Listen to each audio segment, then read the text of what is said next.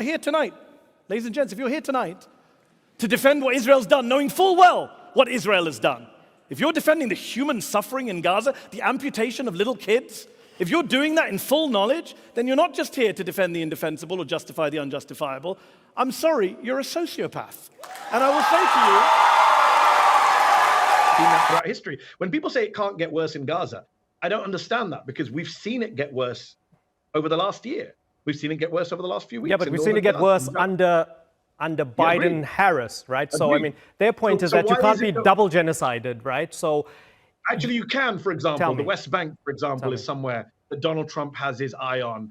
Miriam Adelson, Imran, who I'm sure you know, is the biggest donor to the Republicans right now, the widow of Sheldon Adelson, the casino magnate, hardcore anti-Palestinian, anti-Muslim, far-right Israeli American. She's given $100 million to Trump with the specific request that the annexation of the West Bank happens on Trump's watch.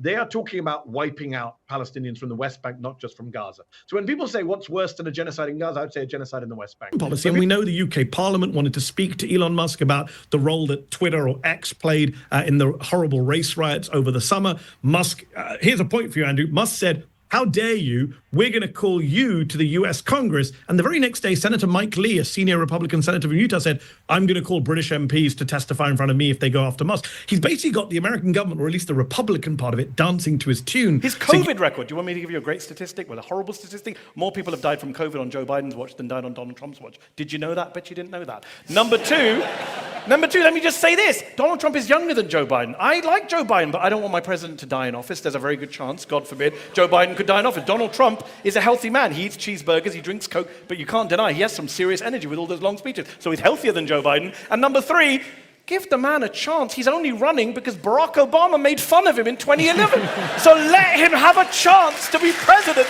on his own terms. Where can people actually go to find what is actually happening?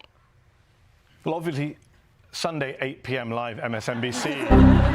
There's a show called The Mehdi Hasan Show, which is very opinionated but very factual. No, look. Sorry, you don't get to then come back and tell me this guy's the anti-establishment blue-collar billionaire. Then you're just in a cult, because we saw 4 years of Trump and he didn't do shit for the little guy. But they say the economy was better. The lie. The border was not a nightmare. That's not true. I mean, I can't deal with people's delusions. It's not true to say the economy is better. Well, but the West Bank isn't Gaza. Exactly. The West Bank isn't a dream, but it's also not ruled by Hamas, and it's not Gaza. And I'm glad you mentioned that. The West Bank is not Gaza, and yet Israel has killed a record number of people in the West Bank over the last year. It's killed a record number of children in the West Bank over the last year. Sky News, at the morning we're speaking, has a video out showing a grandmother being killed by Israelis entering a West Bank refugee camp in an ambulance, something we were told was a huge war crime when Hamas does it. So you see that there is a terrorist on his way to kill Israelis. You should do whatever is necessary. The ticking time bomb. Then you will be tried, and the court will decide but whether you are right or wrong. You know that many Palestinian detainees who are not ticking time bombs were tortured by Shin Bet. You know that. It means that the legal system does not have the tools to discuss terror, because it was shaped during the time when states fought each other. You have no regrets for any interrogations, abuse, torture on your watch when you were head of Shin Bet? No, because you said it about many people. Well, okay, so you said Bashar al-Assad in 2012, 1 year into the civil war in Syria, when the death toll was much lower than Gaza. You said it was a genocide. You said the Rohingya in Burma. Well, that's interesting. Hold on. You said Rohingya in Burma. Let me answer. I'm finished my question, then you answer. Okay. You said the Rohingya in 2017, far less death toll in Burma, is a genocide. So I look at Piers Morgan and I say, here's this uncensored person, very bold, outspoken, opinionated man. He says Syria's a genocide. Burma's a genocide. Ukraine's a genocide.